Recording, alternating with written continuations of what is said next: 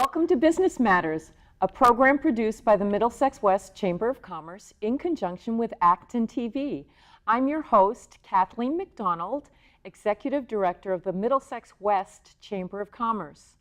Business Matters is a program which features chamber members and highlights information important to businesses in the Middlesex West community.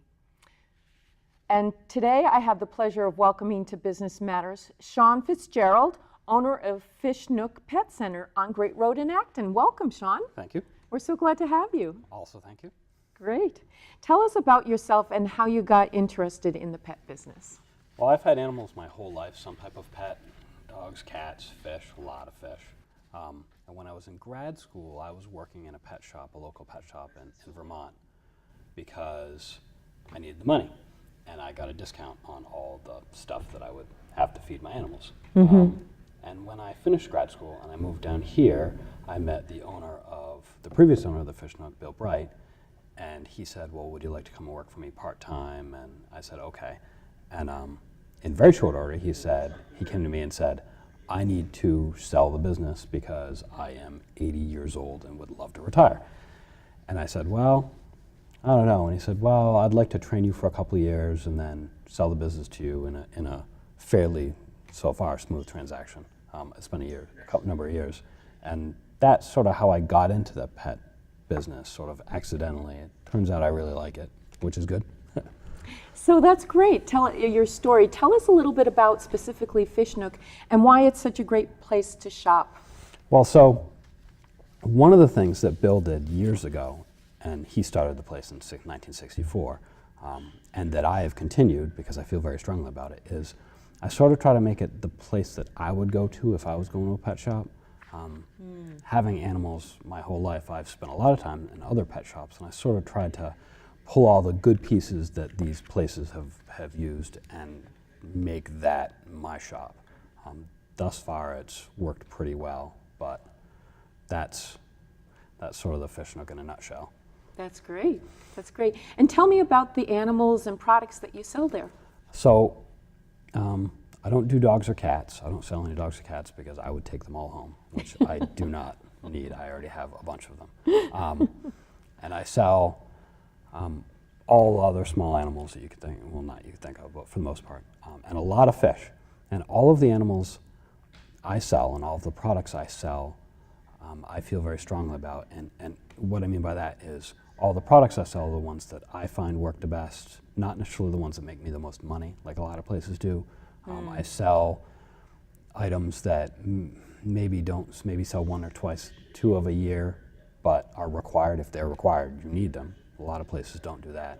And all of the dry goods I sell, equipment for fish tanks specifically, are companies that I know will stand behind their products and allow me to stand behind their products, which is very important. So, yeah. Excellent. That integrity that you have about your business is just marvelous. Well, Tell me about the animals and where they come from. Well, all of the small animals I sell, fuzzy animals, rabbits, guinea pigs, hamsters, stuff like that, are all bred within 20 miles of the store. One of the reasons I do it that way is I can meet the breeder face to face. There are a lot of ways you can cut corners on breeding animals, which impacts the animals, especially long term. And so I can sort of get to know the breeders themselves a little bit. I know the source, I see their setups. I also get to support local people, but more importantly, they're almost all hobbyists to start with too, so which is good. And I also know that when I sell them, they're tame and friendly because they start friendly and they stay friendly type thing. And also they're healthy, so that when someone, and especially a small child, purchases a hamster or a guinea pig from me, I know that there's not going to be serious problems down the road with said animal, which happened to me when I was a kid, which was really tough. Yeah. So, and all the fish I get from the best sources because it matters. That's great. That integrity, but also that connection with the local buyers is really wonderful. That's great. Tell me about the services that Fish Nook offers. Well, so all the services I offer are ones that I feel are necessary. So we do nail and wing trimming on birds and small animals that have nails and wings. so that, and I don't charge a lot of money for it, like a lot of places do. Some animals remember the person that restrains them and clips their wings and nails. If I'm the bad guy, that's okay for the animal. I do a lot of consulting on fish tanks. Sometimes a little bit of good advice at the right time is very important and makes the person successful with it or not. I do boarding, so when people go away for vacations, they can board their animals with us, mostly small animals, but I do fish sometimes too, and reptiles and such. And different types of consultation on animals and fish tanks mostly, but. That's great. So if somebody was interested in setting up a fish tank in their home, what kind of advice would you offer them? I think the best piece of advice is pick the space you want to put it and make sure that space is somewhere that the person that is going to buy the fish tank is going to spend some time. A very large fish tank that is hidden away in a back room that someone never is never does very well. Sometimes a fish tank in the living space is far better. And then pick the equipment that you're going to fit around said fish tank in said space, and then sort of pick the livestock you're going to put into it. I went through a lot of sizes of fish tanks and spent a lot of money when I was much younger, and I wish somebody had said to me, just pick the spot you want to put it. That's the tank you're going to love the most. Yeah. It makes a big difference. And I hear that you offer tank maintenance services. I do. We do a lot of it, actually. Interesting. And we offer everything from consultation. Something's wrong in my tank. Can you send somebody out? And the people that go out are either myself or one of my two managers. So 8 or 9 years of experience at the Fish Nook go out. So it's not some high school kid. 2 long-term contracts. I do a lot of doctors and dentists' office. Just come in every other week and make sure the tank is pretty and everybody's fed and anything in between. I do vacation feedings and services and everything in between. Tank moving, installations, tear downs, the whole 9 yards. That's great. That's great. You're almost a specialist in that, aren't you? Trying, yeah. Yeah. It works pretty well. And sometimes people have something that lives in an aquarium that they really love that they don't know if they have to move their house or move the fish tank, and are very concerned about the health of, if it can survive the move. We do a lot of that. We're very good at it. I don't remember the last time we lost a piece of livestock in a fish tank we moved, which is wonderful. That's great. You have a great track record. I try. Excellent. Well, it's someone's loved animals, so it's. Exactly. So tell me, what does the Fish Nook provide its customers that can't be found in box store opportunities? So the 2 biggest things.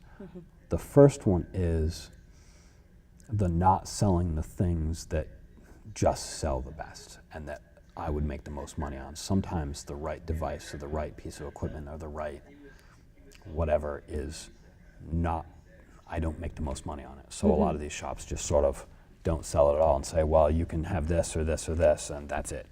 And they won't even mention the rest of the things that may work the best for someone. And the second biggest thing is advice.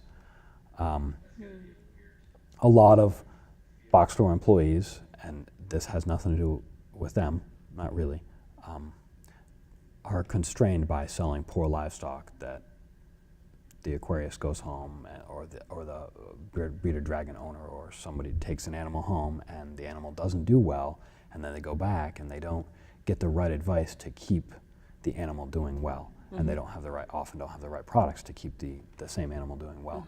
And it's very frustrating if the new pet owner, and especially new pet owners, don't understand that it's not anything they're doing, not really, that the animal's doing poorly, and often they internalize it. And it's so frustrating to see someone come in and say, fish are terrible, they're so difficult, and say, well, you haven't gotten fish from me or advice from me.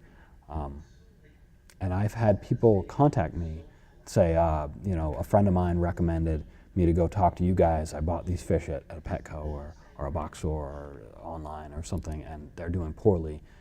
What can I do? And I've gotten a lot of very good customers, long-term customers, by helping them figure out what's going wrong and before everything goes very badly.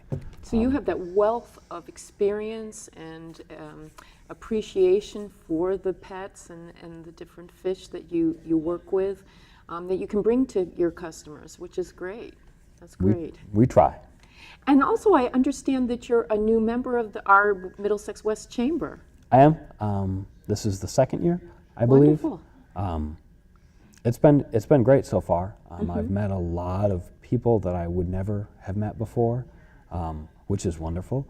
One of the things is that my background is not business, so I often don't know, not necessarily how to run the business, but all of the other people that are in other businesses that I can help me a lot in ways that I never would have imagined. It's fantastic. Just meeting other people in businesses, and honestly, I think that everybody that I've met through all of the meet and greets and have been fantastic people,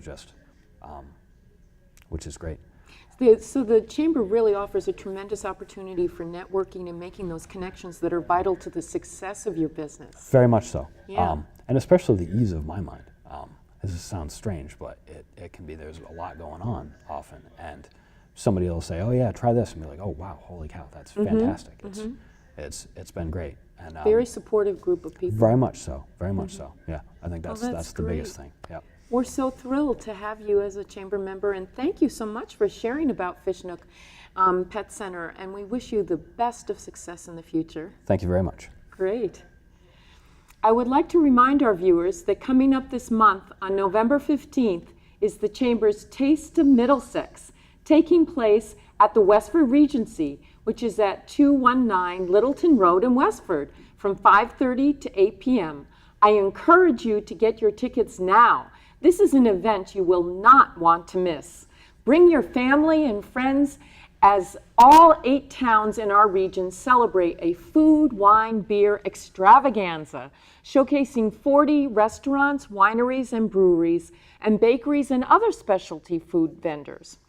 Attendees will have the opportunity to vote for their favorite vendors in the People's Choice Awards that night. Tickets are on sale via the Chamber's website at mwcoc.com, or you can buy tickets in person at our Taste Ticket Partner locations listed on the Chamber's website. You can also purchase tickets at the event. Get your tickets today and join us for a fabulous evening of food, wine, beer, and fun. We will be back shortly with our next guest. Hello, I'm Kathleen McDonald, Executive Director of the Middlesex West Chamber of Commerce, and I am so thrilled to tell you about a fabulous event the Chamber is presenting, the Taste of Middlesex, a food, wine, and beer extravaganza showcasing 40 restaurants, wineries, and breweries from Middlesex West. Everyone in the entire Middlesex region and beyond is welcome to come. Invite your family, friends, neighbors, business associates, and colleagues to join you. This is such a fun event. You will not want to miss it. The Taste of Middlesex is happening on Tuesday, November 15th, and is being hosted by the Westford Regency. In addition to tasting fantastic food and sampling great wines and beers, attendees will have the chance to vote for their favorite vendors in the People's Choice Awards. Our fantastic Taste of Middlesex sponsors are Cambridge Savings Bank, Concord Tea Cakes, Visiting Angels Home Care Services, Cornerstone Dental Group, Digital Federal Credit Union, Enterprise Bank, and Gould's Clothing. On top of all this great fun, food, and drink, the Middlesex West Chamber is collaborating with the American Cancer Society on November 15th at the Taste of Middlesex for our Light Up Middlesex initiative. Help us illuminate hope by dedicating a luminaria that can be purchased before or at the Taste of Middlesex. This is such a fantastic event. I strongly urge you to buy your tickets now. Go to the Chamber's website, mwcoc.com, for more information about the Taste of Middlesex. You can order tickets online using a credit card at our website, mwcoc.com, Or you can pay in cash for tickets at our Taste Ticket partners throughout the area. A listing of our ticket partners is on the Chamber's website. The Middlesex West Chamber of Commerce is a 27-year-old regional chamber of commerce serving the 8 communities of Acton, Boxborough, Carlisle, Concord, Littleton, Maynard, Stowe, and Westford. We are very appreciative of the Chamber's corporate sponsors, CareOne at Concord, Emerson Hospital, Middlesex Savings Bank, and Westford Regency Inn and Conference Center. The mission of the Chamber is to strengthen our communities by voicing support for and advocating the promotion of business. Come one, come all to the Taste of Middlesex, truly an amazing food, wine, and beer extravaganza you definitely want to be a part of. Buy your tickets now for the Taste. I look forward to seeing you at the Taste of Middlesex on November 15th. Welcome back to Business Matters. And now I have the pleasure of welcoming to Business Matters Emily Tamilio. She's the Regional Director of Marketing and Development for CareOne, and Karen Halloran, our Community Liaison for CareOne at Concord. Welcome to you both. Thank you so much, Kathleen. Thank you for having coming. us. Thank you for coming. Emily, could you start off by telling us a little bit about the company CareOne? Sure, I'd be happy to. That's great. The exciting thing about CareOne is that we are family owned and operated. We're owned by the Strauss family, which is 3 generations, and they're very involved with each of their centers. We've got 15 in the state of Massachusetts. We have 52 overall. And they're very much boots to the ground. They know what's going on in the day-to-day operations that ultimately affect the patients that we serve. That's great. That's great to know about that family connection. Excellent. Absolutely. Karen, tell me a little bit about the fact of what patients anticipate in terms of their connection with physicians and nurse practitioners. Well, we do have physicians that come and they do rounds. We have a medical director. His name is Dr. David Green. A lot of people know him in the community. He is our medical director. He has a nurse practitioner, Ellen, that comes out, and we also have Dr. Kamens and we have Dr. Awe. So when somebody comes to our facility, they would see one of those physicians, depending on what their insurance is. Very good. That's great. And Emily, tell me a little bit about the types of care that are provided at CareOne at Concord. It's such a great facility. It's exciting to be able to offer so many different services to members in the community. And when you look at our center, we're kind of divided up. We've got a specialized unit, which is just for short-term patients. So patients can come in, they can come from various hospitals. We work very closely with Emerson Hospital. They can come after an acute stay in the hospital, have a short-term rehab stay, and then be discharged home. 3/4 of our building is comprised of patients who are there for long-term care. And in the long-term care, we also have a specialized memory unit, dementia unit, which is able to really provide the programming for those patients who can really benefit from having specialty programs for them on that memory unit. So we kind of encompass all different kinds of care when patients are, whether they're coming from the hospital or patients who are coming from home and just need a more supportive environment for them.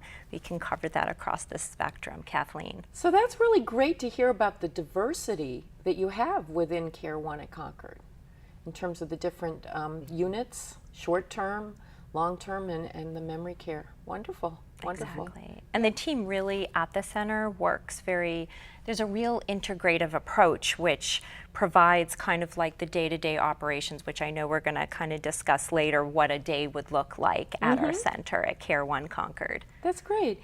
Karen, what are some of the activities that patients partake in when they're at CareOne? We have all kinds of activities that include things as cooking, memory games.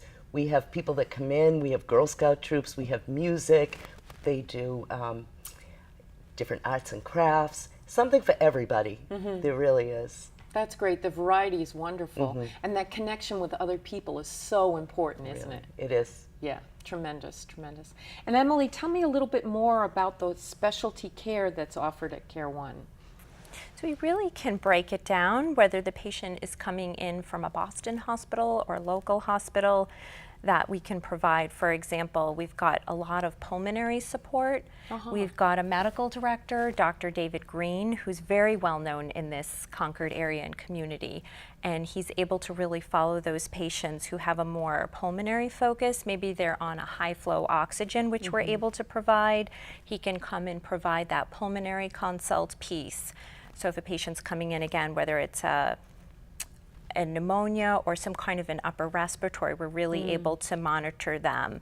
We can do IV antibiotics. We have programs which offer nutritional support and guidance. We can do what's known as TPN, which is total parenteral nutrition. So if a patient is unable to take nutrients by mouth, we're able to do it intravenously. And that's a very highly skilled clinical need that certain patients for sometimes a temporary period really need it, so we're able to offer that support. We also we have programs which are able to provide that patient with wound care. So if the patient is in the hospital and they have a complex wound that needs to be treated by a specialized nursing team, we have that in place, as well as maybe IV antibiotics to support them. So we've got the different pieces with our programming, which are able to offer that high level of acuity for that patient coming from the hospital. Yeah, because you're dealing with so many different types of scenarios, post-operative and after their hospital stays that are still acute. Exactly. Yeah. And we're seeing, it's really the changing face of healthcare, Kathleen. So what healthcare was even 2 or 3 years ago has really changed so dramatically. So the patients that are coming to us at CareOne Concord are so much more clinically complex and really need to have that close monitoring, that close clinical team. And we've got a whole integrative team with therapy and nursing and social services that are really able to guide them in that post-acute, because they are coming to us so much sicker from the hospital.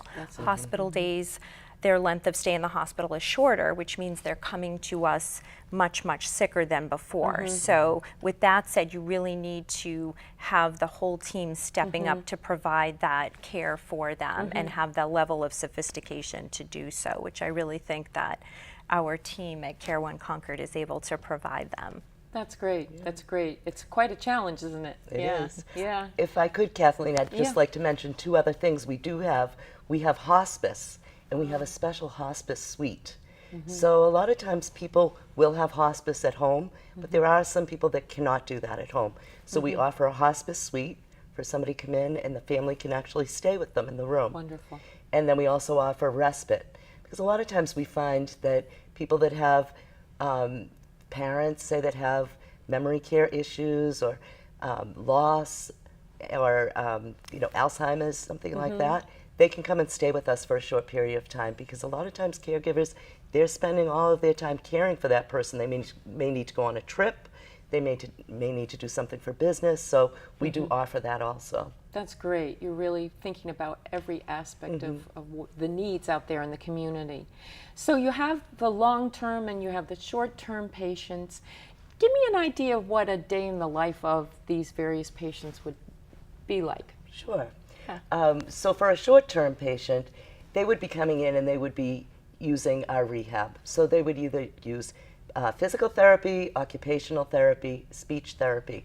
All of our therapists are employed by CareOne, and we offer therapy 7 days a week. Oh, wow. Yeah, so depending on what their situation is, they may have therapy a couple of times a day. So they're going to get up in the morning and they're going to have breakfast, and then maybe they're going to do therapy. They may go down to our gym, or we also do a lot of therapy right on the floor. Because what is important is, sure, we can have people go down to the gym and they can lift 5-pound weights, but what they're really going to need to do at home is to get out of the bed, get out of the chair and transfer, work on their ADLs. So they try and really do things like that. Then they'll maybe participate in an activity, then they have lunch, then maybe another rehab, and then dinner comes, and the day kind of goes. They may have visitors that come in to see them. We do have different therapy pets that will come in and visit. We have musicians, so there's a lot of things to keep them busy. And they can certainly, have some time to just recoup and maybe do a crossword puzzle in their room. And then for a long-term patient, it's really, the activities are really stepped up. So there's something going on every hour. So if somebody, we really encourage everybody to come out of their room and have their meals in the main dining room and then participate in the activities. Certainly if somebody wants to go in their room, but not too many people have TVs in their room. They come out and watch the TV in the main dining room. If, you know, it's more about being with people. Community. The community. Yeah, It really is. wonderful. And just to add to what Karen was saying, I mean, it's great when you come in to even one of our long-term floors. You don't see, gone are the days, you know, we don't have patients that are lined up in the hall. Unless a patient is not feeling well and is in their room resting, they're engaged in activities with a team, there's staff, there's other residents you observe, you know, laughing, smiles. They engage them in all different activities throughout the day, as Karen was saying. And so it really takes a whole team approach, and it's their home for the ones who are there long term. And we really like to embrace patient choice. So, and we can talk about this too later, but when it comes to meals and things like that, that we really offer that piece for our patients to try Honoring and the individual. exactly, Yeah, and to try wonderful. and to have them live as fully as they can while they're there with us for That's long great. term. Right. It is their home. That's right. Yeah, very good. Can you give us more of a description about your management and caregiver approach?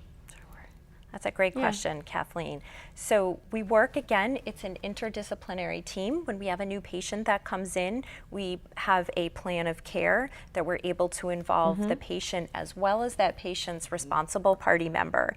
They come in, they meet with the team, we develop that plan based upon what was their prior level and then what their goals are. If it's to return home, then we have it to reflect where they need to be.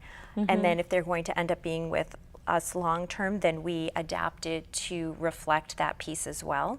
The interdisciplinary team is comprised of our director of nursing, our assistant director of nursing, our director of social services, our director of rehab, as well as our executive director who oversees and kind of orchestrates all the different pieces. There's also a director of case management that comes in and assesses where the patient needs to be, for example, if they're going to go home. And then we pull in all the different pieces of that patient's care to make sure they're continuing to make progress. As Karen was saying, ADLs, it stands for Activities of Daily Living. So we really look at, you know, is the patient now unable to walk? Were they walking at home alone with a walker? Where does that patient need to be? 92% of the patients who come into us are going to go home. Home could be in the community with family members, by themselves, or maybe an assisted living community. So we really pull in the whole, you know, the whole continuum of care. The prior level of functioning, where they are, That's great. and then where, you know, where the goal is. Is it going to be to get them home, which in 92% of the cases is. So we're really able, again, to pull in that whole interdisciplinary team to get them on that journey That's to where great. they It's need very to be. comprehensive. Yes. Excellent. And I think that, excuse me. No, I please. think that what we like to say too is discharge planning begins on day one. People that are coming in, the team looks at what is it going to take to discharge this person. And one other thing I just wanted to add too is our therapy rehab team will go out to someone's home when they're ready to go home and actually make sure that it's a safe situation. That's You know, very and that important, too. things are set up the right way and that they have all the adaptive equipment that they need. So- Yeah. So returning home is the goal. That's excellent, excellent. We just have a few minutes left and we have a zillion questions left, so I'm just going to have to zero in. But, you know, everyday items are very important. You know, a person's food and how they enjoy it. Can you tell me a little bit about the food at CareOne and how it's served? Sure. The food is excellent. We have Annie Fernandez has been our director of Nutrition. Food service food director. service Food service, director excellent. for 20 years. Okay? Wow. And what she recently implemented is we have point of service dining.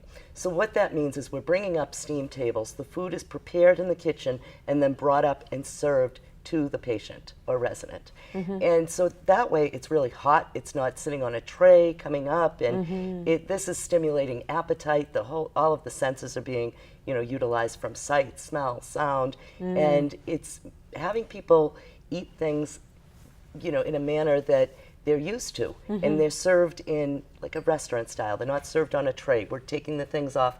We're trying to make it really comfortable for people. And they're also given a choice. So every day they have a choice as to what they want. There's 2 selections, and then they can always have a salad or a sandwich, something, a cold selection. So we're finding that to be very successful. That's great, and that adds to everybody's health, and they're getting better. And creating that home-like environment Yes, too. You know, absolutely. it's very unnatural to, you know, be at a place and to have your food come on a tray. As Karen was saying, you have a nice plate. It's hot in front of you as you would at home. You're not waiting. Gone are the days of maybe a meal sitting for 10 or 15 minutes. It's again, and that's what we're able to offer with the point of service. And one quick thing I have to point out about the food is we.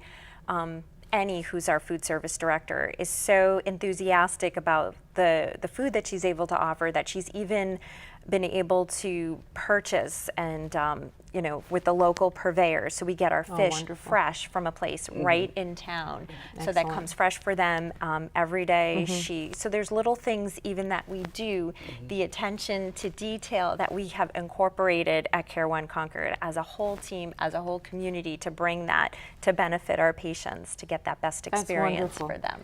It's very evident that CareOne is putting their patients first, and it really shows. So we wish you much, much continued success at CareOne at Concord. And Emily and Karen, thank you so much for joining us today. And now a few reminders to our viewers.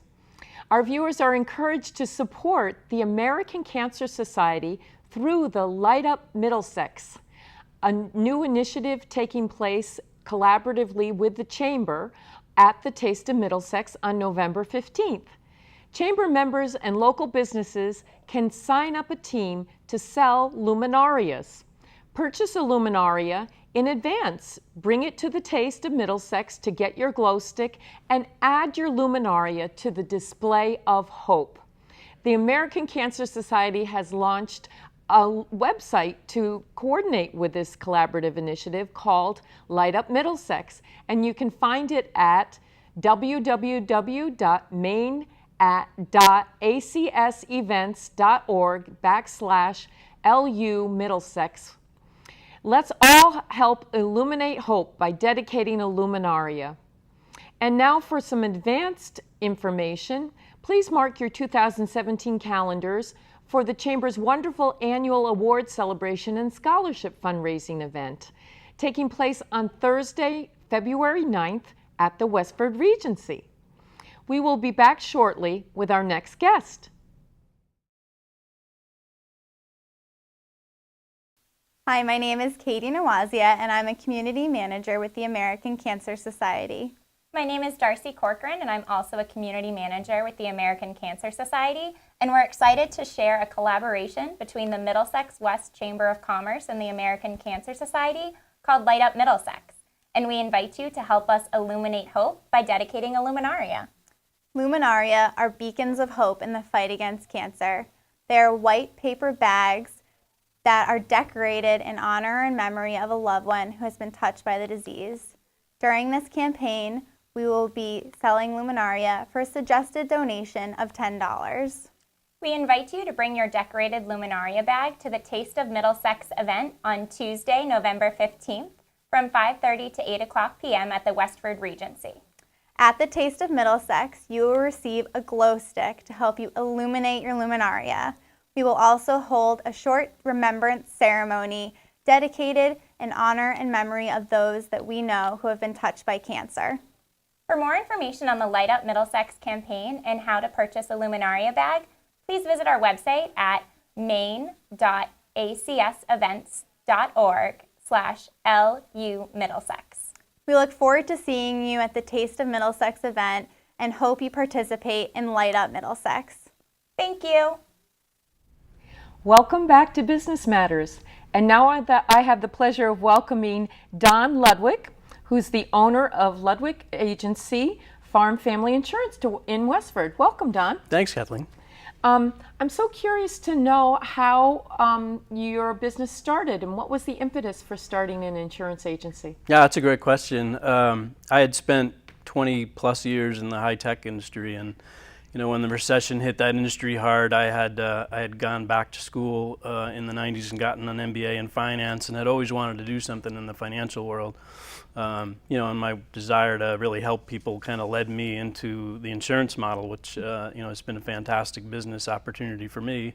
It's worked out really well. I feel very good about the way I can help people and business owners. So you've reinvented yourself. yeah, it's kind of a Great. second career, and I wish I had done it the first time around. But life takes certain paths, and you just kind of go with it. That's great. So tell us about your agency. We basically started in 2009. We're a full-service insurance agency, meaning we provide a full suite of products for individuals and families, as well as for business and business owners. We do have our specialties, but we provide pretty much soup to nuts everything that a client would need from a risk management perspective. That's great. That's great. So tell us about some of those unique specialties that you offer. Yeah, so we specialize in a couple different things. So on the individual side, we can help families with everything from making sure that their financial life is secure. So we do everything from putting policies in place that will help in the unfortunate situations could come up, such as a disabling illness or injury. So we've got policies that will replace your income should something like that happen and you're unable to work. We've got policies that will help a family survive a death in the family. So we've got a full suite of life insurance products. And then the typical risk, aversion policies that everyone, should have. If you're a homeowner, you're going to want to have homeowners insurance, and if you own a car, you're going to want to have car insurance. And then we've got all of the other products that kind of complement that out for different needs. And our specialties really fit the market around here, where you've got a lot of farming and a lot of equestrian properties going on. So we kind of specialize in those areas as well. Well, that's great to know about. That's great. And I understand you have a unique service model. Can you We tell do. us about that? We do. We make house calls. Yeah, we're unusual in the sense that I think your typical insurance model is a nice storefront office, and you pop in and you sit down, and they go through what you need and do everything there. And while we do that, and we have an office that's fully staffed, I spend most of my time like this at kitchen tables with clients, really kind of understanding what their goals and desires and issues are, and then we put a plan in place. I'll usually go back, put the plan together, and then come back and sit down again and go through it. So it's a little bit different model than I think the traditional insurance. It goes back to kind of the old school insurance model.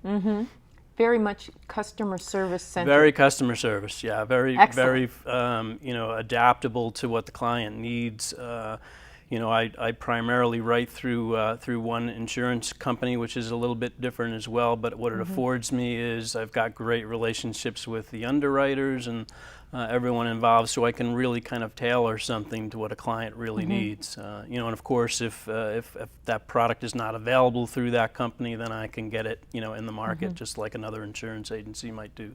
So what can you offer individuals as well as families? Yeah, so individuals, again, it's the complete suite, from life insurance, paycheck protection through disability income insurance. I can get long-term care insurance and do some of the newer things that have been coming out around that, as well as the full suite of property and casualty policies. And I think we're unique in the sense that we do offer the life insurance and the disability income insurance, which, a lot of times is a specialty product that only certain agents, have the ability to be able to sell. So you have quite a comprehensive array of services. Yeah, we do. We really take a holistic perspective on what a client would need, and kind of put together everything that fits and make sure that they can sleep at night knowing that they've got everything covered. That's great. And in terms of business owners and their businesses, what kind of solutions can you provide for them? Yeah, great question. And it's a similar thing. As a business owner, you have a very similar set of risks that you do as an individual.